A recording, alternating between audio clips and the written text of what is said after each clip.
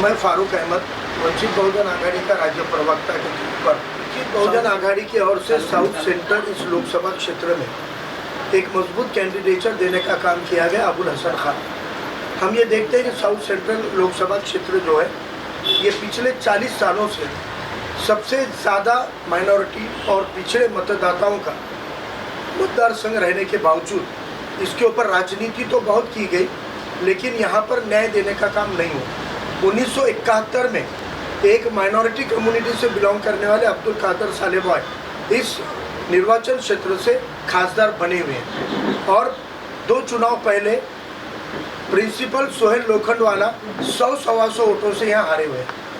यहाँ पर इतनी बड़ी संख्या में माइनॉरिटी मुस्लिम्स और अम्बेडकरवादी समाज रहते हुए कभी भी किसी भी सेक्युलर पार्टी ने उनको चुनकर लाने के लिए जोर नहीं लगाया। ठीक उसी तरह जैसे औरंगाबाद के अंदर 25 सालों से कांग्रेस एनसीपी मिलकर वहाँ पर खुद की सीट और किसी मुस्लिम को चुनवा कर नहीं ला पाई थी, वही काम आज अली जनाब प्रकाश अम्बेडकर साहब के नेतृत्व में वंचित बहुजन आघाड़ी ने इस साउथ सेंट्रल मतदार संघ में निर्वाचन क्षेत्र में बीड़ा उठाया है कि अबुल हसन खान को इंशाल्लाह हम 2024 का मेंबर ऑफ पार्लियामेंट यहाँ से बनाने जा रहे हैं। आपने देखा कि यहाँ पर पिछली बारी में सेना भाजपा एक साथ लड़कर 4,06,000 पर सीट निकली हुई है और अब आप देखते हैं कि जो सेक्युलर पार्टी के लोगों ने आपको आज तक सेना भाजपा से डरा कर वोट लिया है, आज वो एक भी सेक्युलर पार्टी मैदान में नहीं है। आपके सामने विकल्प बुरा और बहुत बुरा ही है, इसलिए आज एक विकल्प देने का काम वंचित बहुजन आघाड़ी ने यहाँ पर किया हुआ है और हम जानते हैं कि इस बार 100% वंचित बहुजन आघाड़ी के जो उम्मीदवार है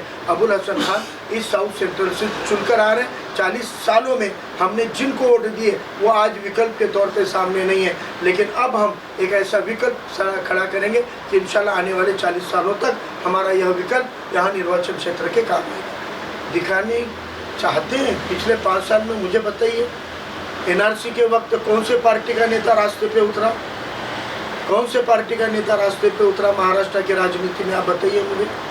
जब आपको यहाँ पर भोंगी की राजनीति की गई तब कौन से पार्टी का नेता रास्ते पे उतरा है। जब नबी करीम सल्लल्लाहु अलैहि वसल्लम के बेहुरमती हो रही थी तब चुनकर आए वाले 70 साल से वोट लिए हुए किसी भी पार्टी के किसी भी धर्म के नेता ने उपाय नहीं निकाला। पैगम्बर बिल का प्रपोजल बनाकर अम्बेडकर साहब ने उपाय निकाला। जब औरंगजेब टीपू सुल्तान के स्टेटस को लेके दंगे और फसादात हो रहे थे उस वक्त में किसने आवाज़ उठाई, किसने औरंगजेब के मज़ार पे जाके उस मामले को रफा दफा करते हुए ये कहने की जरूरत दिखाई कि मैं यहाँ पर आया हूँ अब मुझ पर गुनाह दाखिल करके दिखाओ। नहीं तो पुलिस स्टेशन में सर्रास तौर पे हम देख रहे हैं कि मामले दर्ज हो रहे थे। जब भी कोई भी मुसीबत आई हर बार वो उठे हैं। और साहब आपकी जानकारी लीजिए, हमने गठबंधन नहीं तोड़ा है। उस गठबंधन का लाभ अगर किसी को मिला, फ़ायदा किसी को मिला तो वो मजलिस को मिला था वंचित बहुजन आघाड़ी की बदौलत, और वो फ़ायदा लेने के बाद इम्तियाज़ जलील खुद लेटर निकाल कर वो आघाड़ी के बाहर हो गए। उन्होंने सब्र से काम नहीं लिया, उन्होंने अपना सियासी ज़र्फ नहीं दिखाया, उसका नुकसान हुआ। अब हमने ये तय किया कि खुद वंचित की बहुत बड़ी लीडरशिप आप देख रहे हैं कि मुंबई प्रदेश का अध्यक्ष यहाँ पर हमने मुस्लिम को दिया है। महाराष्ट्र कमेटी के अंदर कई मुस्लिम चेहरे हैं। महाराष्ट्र के कई ज़िलों पर हम माइनॉरिटी सेल में नहीं डालते, हम फादर बॉडी पेरेंट बॉडी में अहम जिम्मेदारी पे देते हैं। इसलिए हमें लगता है कि वंचित बहुजन आघाड़ी मुसलमानों के लिए एक बेहतर विकल्प। सर पहले मांगा नहीं था, पहली बात। दूसरी बात है कि उन्होंने हमको कोई भी समर्थन दिया ऐसा पत्र हमको नहीं मिला। उनके भाषण की कोई क्लिप वायरल हुई है लेकिन आधिकारिक पत्र नहीं मिला, और उन्होंने हमको समर्थन देने से पहले हमारा उम्मीदवार जाहिर हो चुका था, इसलिए वो तो सवाल ही नहीं, उन्होंने वैसे हमको मांगा भी नहीं। सर पहले महाविकास आपको मैं कहता हूँ कि 6 सीटों का प्रस्ताव लिखित रूप में ईमेल पर प्रेस कॉन्फ्रेंस का आप मुझे लाकर बता दें, हम राजनीति छोड़ देंगे। उन्होंने हमको 4 सीट का पहले और बाद में 5 का आंकड़ा बोला है। आपको हम बताएं 2019 में हमने इस महाराष्ट्र की 16 लोकसभा की सीटें ऐसी है जहां हमको 3 लाख से ज़्यादा, 3 लाख, पौने 3 लाख, 2.5 लाख, 2.25 लाख, 2 लाख, पौने 2 लाख वोट हमको मिले हैं 16 जगह पे, 16 लोकसभा में। और जो सीटें वो हमको दे रहे थे, अकोला छोड़कर जो सीटें दे रहे थे वो सीटें ऐसी जगह है जहाँ हम 4थे 5वें नंबर पर रहे थे। यानी उनके साथ आघाड़ी में जाकर 100% हारने के बजाय अपने बल पर जीतने की राजनीति को प्रीफर करना, ये आदरणीय बाला साहब अम्बेडकर जी का फैसला था। दूसरी बात है कि वो खुद कहते हैं कि भाई अगर हम आघाड़ी में आते तो 40 सीटें हम जीतने वाले, आप उसका 10%, 15% तो दो। जो सीटों पे हमारा वोट है वो सीटें तो हमको दो। लेकिन आपने देखा है कि यह पार्टियां आपको कभी भी प्रतिनिधित्व तो नहीं देगी। इनको माइनॉरिटीज़ और पिछड़े तबकात की नुमाइंदगी नहीं चाहिए। ये पिछले 40-50 सालों से हम ये तजुर्बा लेते आए हैं। चौथे पांचवें नंबर की 35 सीटों की डिमांड तो छोड़ दो, एक भी फिगर की डिमांड हमने की वाला एक लेटर बताइए। जब इन्होंने हमको ऐसी सीटें दी जहां हमारे पास में वोट ही नहीं है और हमको जहां लाखों के वोट है वो सीटें नहीं दी, तब हमने 17 की लिस्ट देकर कहा था ये 17 लोकसभा की सीटें जहां हमारे को लाखों के वोट है, इनमें से कौन सी और कितनी सीटें देते हो बताओ। उसके बाद उन्होंने किसी मीटिंग में हमको बुलाया नहीं है। ये जानकारी, सच्ची जानकारी पत्रकारों को नहीं है तो आवाम तक तो गलतफहमियां, प्रोपेगेंडा मीडिया, गोदी मीडिया, मोदी मीडिया जो करता है वही आपके भी कानों पे जा रहा है। इससे पता चलता है कि वंचित बहुजन आघाड़ी के चरित्र पर कीचड़ उछालने का काम जो मोदी मीडिया करता है वही आम लोगों तक जाता है। आप तक ही अगर सही जानकारी नहीं है पत्रकारों तक, तो आम लोगों तक क्या जानकारी है। सर एक सवाल मैं ये करना चाहता हूँ, मैं मुस्लिम समाज से पूछना चाहता हूँ कि आज़ादी के पहले 8 से 10 बार मुसलमान को ऑल इंडिया कांग्रेस कमेटी का सदर बनाने वाली कांग्रेस ने आज़ादी के 77 साल में आज तक ना तो देश के कांग्रेस संगठन का अध्यक्ष बनाया, ना महाराष्ट्र के कांग्रेस संगठन का अध्यक्ष बनाया। जो अपनी जमात, अपने पार्टी का अध्यक्ष पद आपको नहीं दे सकती है वो आपको प्रतिनिधित्व नहीं देगी। इन 40 साल में आपने सेक्युलरिज्म को बचाने के लिए वोट किया। 40 साल पहले 400 से ज़्यादा सीट वाली कांग्रेस 40 पर सिमट गई और 40 साल पहले 2 सीट वाली कम्युनल फिरका परस्त बीजेपी 300 पार होकर अब 400 पार का दम भरी है। 40 साल से आपके वोट डालने की जो पॉलिसी रही है, जो तजुर्बे रहे वो नाकाम हुए हैं। आपको अब पॉलिटिकल विकल्प को बदलना पड़ेगा, क्योंकि आप सेक्युलर बोलकर जिस कांग्रेस को वोट देते हैं, आपने पिछली बार एकनाथ गायकवाड़ को 2,78,000 जो वोट दिए थे वो 99% वोट मुसलमानों के थे।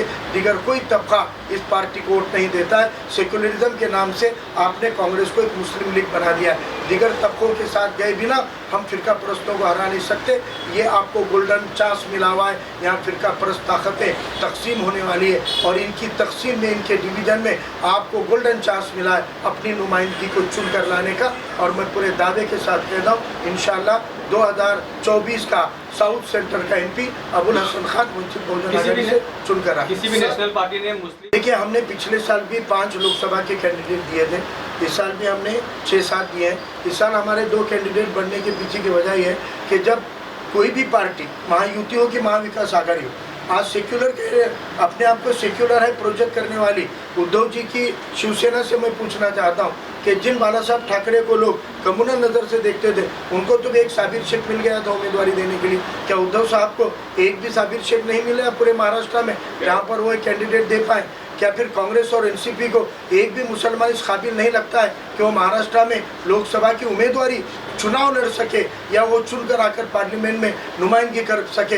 अरे ये तो छोड़ दो, महाराष्ट्र से जब राज्यसभा पे मेंबर देना था तब उनको महाराष्ट्र में एक लायक आदमी नहीं मिला, एक काबिल मुसलमान नहीं मिला, तो उन्होंने यूपी के इमरान प्रतापगढ़ी को महाराष्ट्र से नुमाइंदगी देने का काम किया। ये कांग्रेस एनसीपी की हकीकत को जान लीजिए, ये आपकी नुमाइंदगी बढ़ाने नहीं उसको डुबाने के लिए आई हुई जमात है। वंचित बहुजन आघाड़ी ने 19 में महाराष्ट्र में 25 साल 40 साल से सिवाय अंतुले साहब के एक भी मेंबर ऑफ पार्लियामेंट उस पार्लियामेंट में चुनकर नहीं गया जिस पार्लियामेंट में आपके शरीयत के कानून बनते हैं, आपके 3 तलाक के 370 के जैसे काले कानून NRC के जैसे बनते, उस पार्लियामेंट में 2 करोड़ महाराष्ट्र के मुसलमानों का एक भी नुमाइंदा नहीं था। 19 में भी प्रकाश अम्बेडकर साहब की वजह से गया और इंशाल्लाह 24 में भी प्रकाश अम्बेडकर साहब के साथ ही पार्लियामेंट में वंचित ही मुस्लिम एमपीज को भेजेगी। इसमें अपना खुद का 2 लाख से ज़्यादा वोट है। पिछली लोकसभा में हमने 1 लाख से करीब वोट्स लिए हैं। अब आप मुझे बताइए इस बार हम जो फोकस, क्योंकि तब हम नए थे, 6 महीने की पार्टी ने 1-1 लाख और 3-3 लाख तक वोट लिए थे। इन 5 सालों में रास्तों पे उतरने का, सब समाज घटकों को जोड़ने का काम हमने किया। हमारे पास मुस्लिम वोट छोड़कर 2 लाख से ज़्यादा वोट है बॉम्बे के हर लोकसभा के अंदर। सभी वंचित बहुजन तबकों का 2-2.5 लाख वोट का बेस हमारा है। हम वोट नहीं काटेंगे, उल्टा मुसलमान हमको वोट देंगे तो ही आएंगे। मुझे बताओ 2,78,000 वोट मिले कांग्रेस के कैंडिडेट को साउथ सेक्टर के, तो मुसलमानों का पिछले साल 3 लाख वोट हुआ था ईवीएम में। फिर अकेले कांग्रेस को 3.25 लाख वोट, 2,78,000, तो मुसलमानों के अलावा कौन से बूथ पर वोट है? आप बूथ लिस्ट निकाल कर चेक कीजिए। वोट काटने का काम कांग्रेस कर रही थी। वोटों का बेस वंचित, और उसको अगर मुस्लिम वोट जुड़ता है, दिगर संविधान प्रेमी जुड़ता है, तो कामयाबी मिलती है। ये हम दावे के साथ आपको कहना सर, चाहते हैं। आज़ादी से लेकर मुसलमान कभी भी बटकर वोट नहीं करा है। मुसलमानों ने खास तौर से सेंटर में, मैं ये दावे के साथ कहता हूँ, इन 40 सालों में कांग्रेस नाम की सेक्युलर जमात को अपना जितना वोट होता है वो 90% करता आया है, क्योंकि वो सेक्युलरिज्म को बचाने की लड़ाई समझकर लड़ रहा था। लेकिन हम बीजेपी को हराने के बजाय कांग्रेस को जिंदा करने की झूठी जिद में अड़क गए, इसीलिए हम बीजेपी को भी हरा नहीं पाए और कांग्रेस को भी जिंदा नहीं कर पाए। इसलिए मुझे लगता है कि मुसलमान गलत विकल्प के ऊपर, गलत ऑप्शन के ऊपर वोट दे रहे थे। उनको एक सही मुतबादिल चाहिए था, और वो 2019 में अवेलेबल हुआ। एक जगह मुसलमानों ने वंचित को वोट दिया तो वहाँ MP चुनकर आ गया, दिगर जगह देते। आप आंकड़े निकाल कर अभी कैलकुलेट करो, 2019 के वंचित के वोटों में उस लोकसभा के मुसलमानों के आंकड़े मिला दो, आपको कामयाबी दिखेगी, आपको जीत दिखेगी। लेकिन जो 19 में नहीं हुआ, इंशाल्लाह वो 24 में ज़रूर होगा, ये मुझे पूरा यकीन है। अच्छा, पांजरापुर के सबसे उर्दू घर नाम का कंसेप्ट लाया गया था, उसके 1-2 मॉडल बनाने का कहा गया था 2 साल में, लेकिन उसको बनाने में उनको लगे 10-12 साल। फिर भी वो भी अभी पूरी तरह एक्टिवेटेड नहीं है। चाहे बौद्ध समाज का रहे, माइनॉरिटी समाज का रहे, या छोटी छोटी जो हमारी OBC जातियाँ बलुतेदार रहे। अजी जिवाजी महाले होता जीवा म्हणून वाचला शिवा, ये पूरा डायलॉग फेमस है।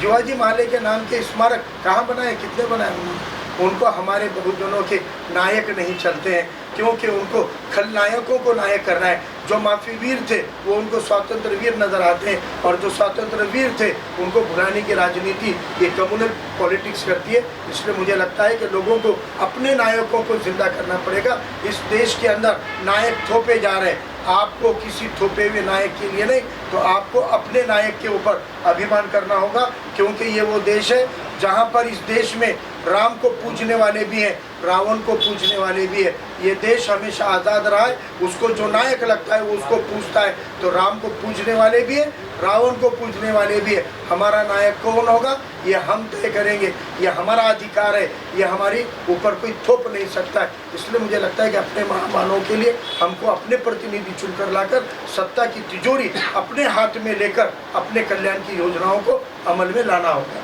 धन्यवाद। धन्यवाद।